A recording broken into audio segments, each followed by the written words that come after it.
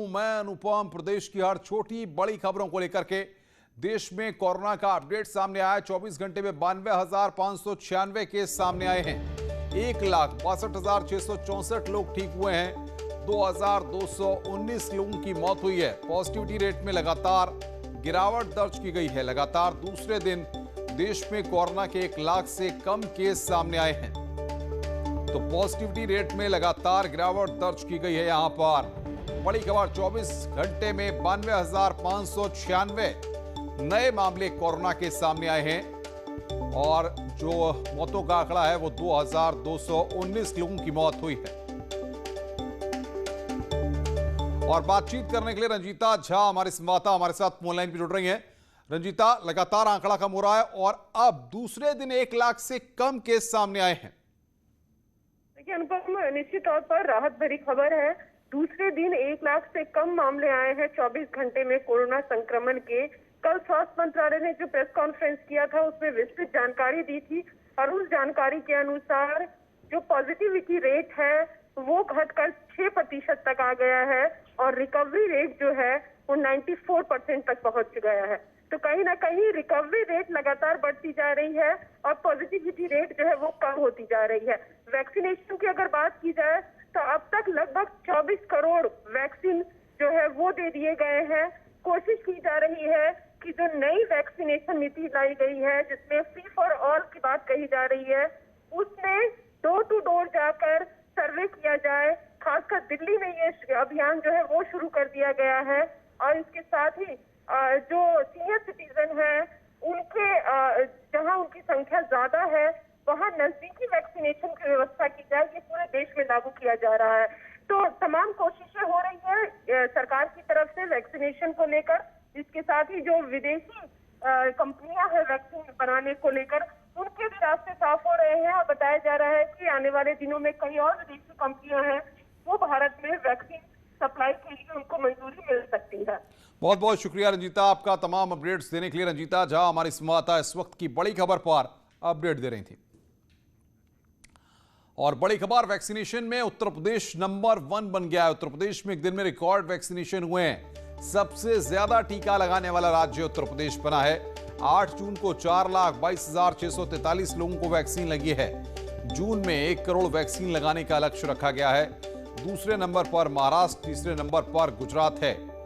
तो उत्तर प्रदेश में वैक्सीनेशन का काम बड़ी तेजी के साथ चल रहा है। एक दिन में रिकॉर्ड वैक्सीनेशन उत्तर प्रदेश में हुआ है।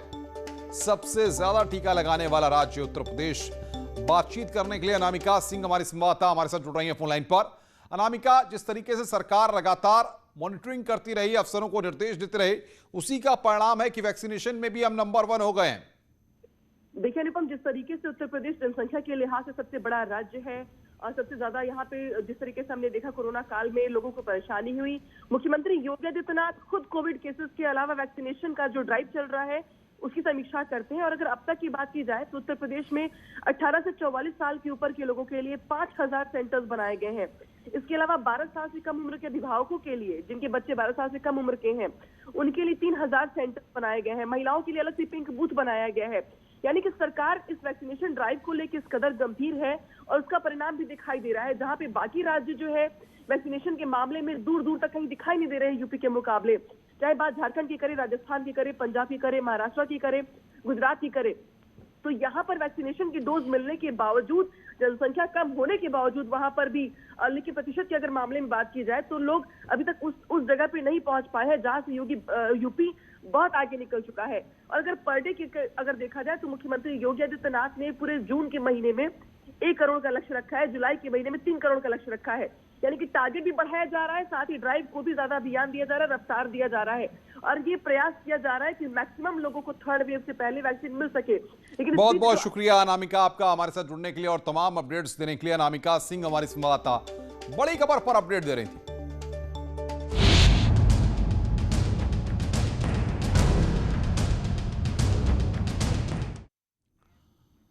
कोरोना के काफी हद तक कंट्रोल में आने के बाद राज्य के सभी जिलों में आंशिक कोरोना कर्फ्यू को खत्म कर दिया गया है, लेकिन सभी जगहों पर नाइट कर्फ्यू अभी भी जारी रहेगा। सुबह 7 बजे से शाम 7 बजे तक नाइट कर्फ्यू। आपको बता दें कि जारी रहेगा। इसके साथ ही आपको बता दें कि शनिवार और रविवार को वीकेंड कर्फ्यू भी लगा रहेगा।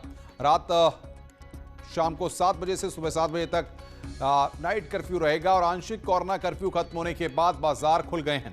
बाजार में लोगों की भीड़ उमड़ रही है, लेकिन बड़ा सवाल यह है कि हम इसको लेकर कितने सतर्क और कोविड की गाइडलाइन का कितना पालन हो रहा है। लोगों को यह भूलना नहीं चाहिए कि अभी कोरोना कंट्रोल में आया है, यह पूरी तरह से खत्म नहीं हुआ है।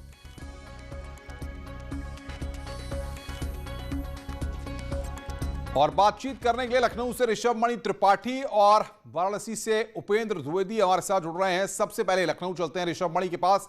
ऋषभ, लखनऊ में भी रियायत दी गई है और जिस तरीके से हम देखें कि काफी दिन तक लखनऊ में आंशिक कर्फ्यू रहा, उसके बाद अब ढील दी गई है। सवाल यहां पर ये, क्या लोग कोरोना की गाइडलाइंस का पालन कर रहे हैं?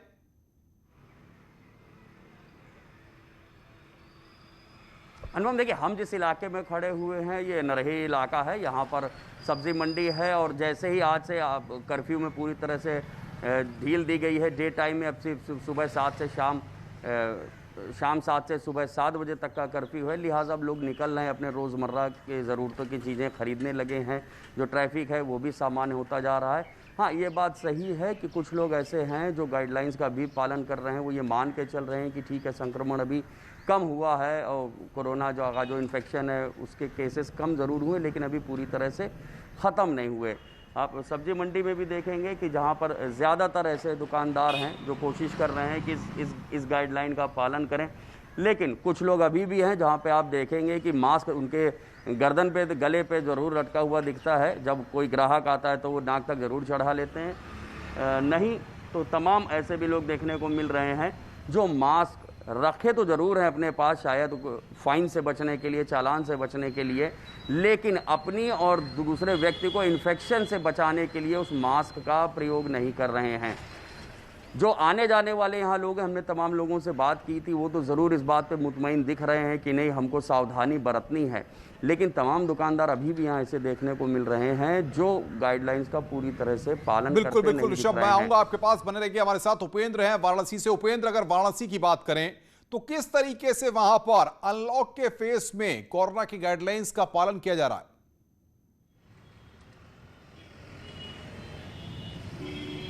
अनुपम, देखिए, तस्वीरों के जरिए आप पूरी कहानी को समझिए। तस्वीरों की जुबानी कहानी ये है, एहतियात, रियायत पर जो एहतियात होनी चाहिए उसको आप समझिए। ये देखिए, मैं इस वक्त नगर निगम चौकी के सामने खड़ा हूँ। भारत सेवा आश्रम के सामने ये इलाका है और यहीं पर आप देख लीजिए, चाहे कोई दुकानदार हो उसके भी चेहरे पे मास्क नहीं है, ग्राहक है तो उसके भी चेहरे पे मास्क नहीं। सीधी तस्वीरें आप दिखाइए कैमरा पर्सन से, मैं कहूँगा कि वो देखिए, जहाँ पर वो भी नहीं है। ये बुजुर्ग आ रहे हैं खरीदारी करने, उनके भी नहीं है। एक तस्वीर आप वहाँ से देख लीजिए, आप आगे से ये देखिए, वहाँ पर जो सामने आ रहे हैं इनके भी चेहरे पर मास्क नहीं है, जो गाड़ी में चल रहे हैं उनके भी चेहरे पर मास्क नहीं है। तो ये है रियायत पर एहतियात के निर्देश का पालन। अब क्योंकि चौकी में सामने सुबह सुबह का इलाका है, चौकी पे स्टाफ होना चाहिए, चौकी खाली है, सुनसान है, एक कमरे पे बदली हुई है। ये तो हुई पुलिस के दावों की हकीकत। लोगों की संजीदगी कितनी है वो आपने तस्वीरों में देख ही ली। तो अब सवाल ये उठता है कि अनलॉक करने के बाद गाइडलाइन का पालन करने वाले और गाइडलाइन का पालन कराने वाले दोनों इस वक्त मुतमईन हैं कि कोरोना खत्म हो गया है। अब उनको कौन समझाए कि यह एहतियात इसलिए दी गई है क्योंकि जीवन के साथ साथ जीविका भी बचानी है, लेकिन इसका यह मतलब नहीं है कि कोरोना खत्म हो गया। और इस बात को लोगों बिल्कुल बिल्कुल उपेंद्र, जाहिर तौर पर ये फिर तस्वीरें सच्चाई को बयां करती हैं और अभी जो लोग ये सोच रहे हैं कोरोना खत्म हो गया है, उनके लिए ये आईना दिखाने वाली तस्वीरें भी हैं। उमेश के पास चलेंगे। पश्चिमी उत्तर प्रदेश के गढ़ से उमेश श्रीवास्तव हमारे साथ जुड़े हुए हैं, जो लगातार वहां पर नजर बनाए हुए हैं। उमेश, वहां का सूरत हाल जरा आप बताइए और तस्वीरें भी हम तक पहुंचाइए।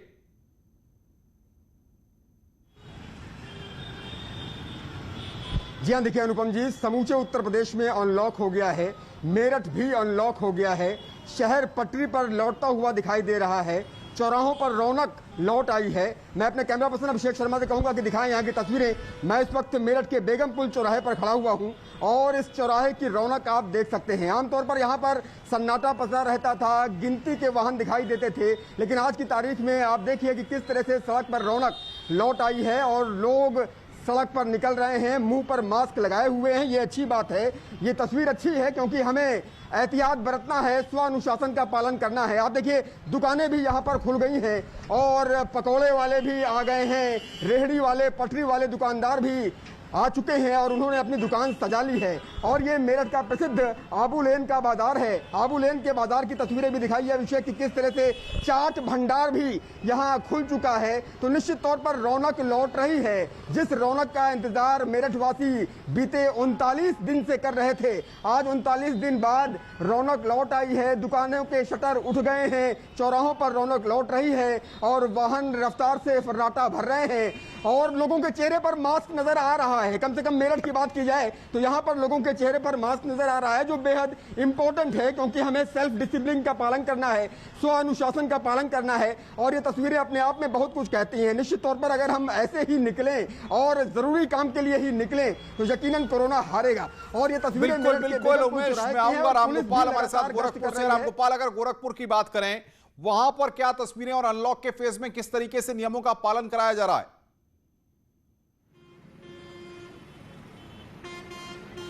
अनुपम, गोरखपुर में भी अनलॉक होने के बाद आज सड़कों पे भीड़ बढ़ गई है और इस वक्त मैं खड़ा हूं जो गोरखपुर लखनऊ हाईवे है सब्जी मंडी के पास। आप अगर सड़कों की तस्वीर देखें तो किस तरीके से जो है यहाँ पे गाड़ियों की आवाजाही लगातार बनी हुई है और बड़ी संख्या में जो लोग हैं वो आज सड़कों पे आए हुए हैं। और ये तस्वीर करीब 40 दिन बाद आज गोरखपुर में देखने को मिल रही है कि लोग लगातार सड़कों पे निकले हुए हैं। और अगर कोविड प्रोटोकॉल के पालन की बात करें अनुपम, तो यहाँ पे कुछ लोग मास्क लगाए हुए जरूर दिख रहे हैं, लेकिन अधिकतर लोग ऐसे हैं जो अपने मास्क को नाक के नीचे लगा के रखे हुए हैं। तो ये जो है इससे कोविड से बचा नहीं जा सकता। आप किसको धोखा दे रहे हैं ये समझ से परे है। लोगों का ये कहना है कि चूंकि अगर प्रशासन टोकेगा तो उनके पास मास्क है, लेकिन मास्क नाक के नीचे लगा के अधिकतर लोग जा रहे हैं और सड़कों पे आज गाड़ियों का रेला लगा हुआ है। अनुपम, बिल्कुल रामगोपाल आपका, उमेश आपका और साथ ही साथ उपेंद्र और ऋषभ मणि आपका बहुत बहुत शुक्रिया हमारे साथ जुड़ने के लिए और तमाम ग्राउंड जीरो से रिपोर्टिंग करके वहां का ताजा सूरत हाल पहुंचाने के लिए।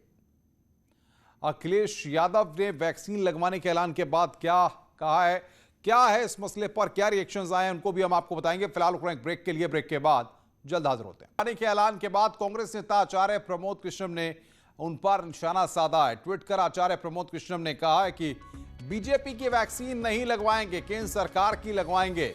अब इन्हें कौन बताए कि भैया केंद्र सरकार भी बीजेपी की है। ये अखिलेश यादव पर ट्वीट करके निशाना साधा है आचार्य प्रमोद कृष्णम ने, क्योंकि कांग्रेस पार्टी के नेता हैं।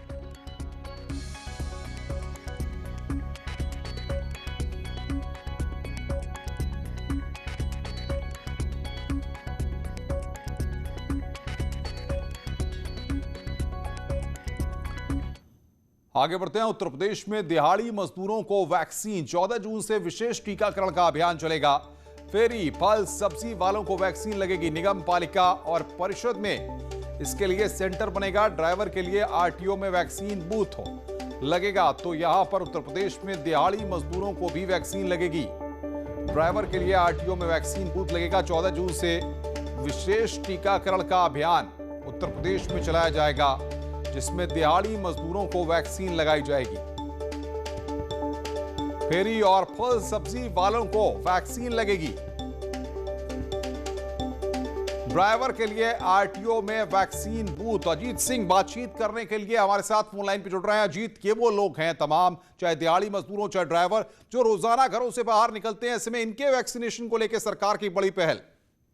देखिए, बिल्कुल सरकार इसलिए सचेत है। सरकार चाहती है कि कम से कम जितने भी लोग हैं सबको वैक्सीनेशन की प्रक्रिया का फायदा मिल जाए और इनको वैक्सीन लगाई जाए। इसलिए सरकार ने बाकायदा ये व्यवस्था की है कि अब यूपी में दिहाड़ी वाले लोगों के लिए 14 जून से विशेष टीकाकरण का अभियान चलाया जाएगा। अनुपम, ऑटो हो, टेम्पो वाले हों, फल हो, सब्जी विक्रेता हो, रेहड़ी पटरी वाले हों, इनको लिए विशेष सेंटर बनाए जाएंगे 14 जून से वैक्सीनेशन के लिए। और ड्राइवरों के लिए भी आरटीओ जो कार्यालय है, फेरी और फल सब्जी वालों को नगर निगम पालिका परिषदों की तरफ से बूथ बनाया जाएगा। यानी सरकार की यही कोशिश है कि ज्यादा से ज्यादा लोगों को वैक्सीन लगवा दी जाए और वैक्सीनेशन ही सुरक्षा का कवच है। खुद मुख्यमंत्री लगातार इस बात को कह चुके हैं कि वैक्सीन जितनी ज्यादा लोगों को लगेगी, जीवन उतना सुरक्षा होगा, क्योंकि सीएम बार बार कहते हैं अनुपम की जीवन भी बचाना है और जीविका भी बचाना है, तो आपको वैक्सीन लगवानी होगी। इसी के तहत ये बड़ा फैसला सरकार की तरफ से लिया गया है। अनुपम। अजीत, बहुत बहुत शुक्रिया आपका हमारे साथ जुड़ने के लिए और बातचीत करने के लिए।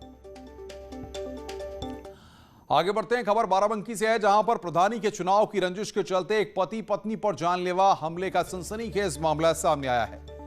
इस हमले में पत्नी की मौके पर ही मौत हो गई, जबकि पति गंभीर रूप से घायल हो गया है। बताया जा रहा है कि कल देर रात जब पति पत्नी देर रात बाराबंकी से वापस अपने गांव जा रहे थे, तभी घात लगाए दबंगों ने उन पर हमला बोल दिया। वहीं पुलिस ने शिकायत के बाद एक आरोपी को हिरासत में लेकर पूछताछ शुरू कर दी है। भैया भाभी हमारे बाराबंकी से वापस जा रहे थे।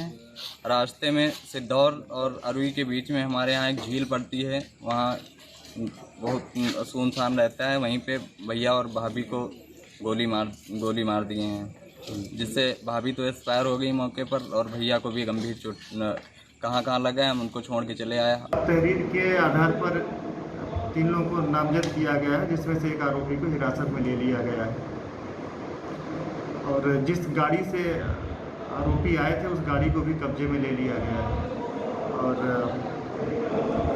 तहरीर प्राप्त कर उचित धाराओं में अभियोग पंजीकृत कर लिया गया है। दोषियों के खिलाफ कड़ी से कड़ी कानूनी कार्रवाई की जाएगी। शाहजहांपुर से बड़ी खबर इस वक्त आ रही है, जहां पर पुलिस ने 75 लाख की अफीम के साथ 2 तस्करों को गिरफ्तार किया है। तस्करों के पास से 1.5 किलो अफीम, 2 तमंचे, कारतूस बरामद किया गया है। किसानों से लेकर आसपास जिलों में अफीम की सप्लाई कर रहे थे। थाना तिलहर के सरयू पुलिया के पास इनकी गिरफ्तारी हुई है।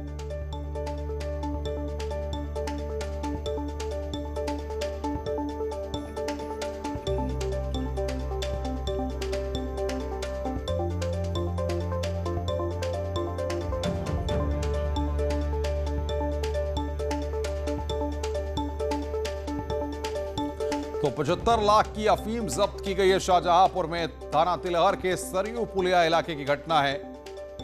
भारी मात्रा में अफीम की बरामदगी हुई है।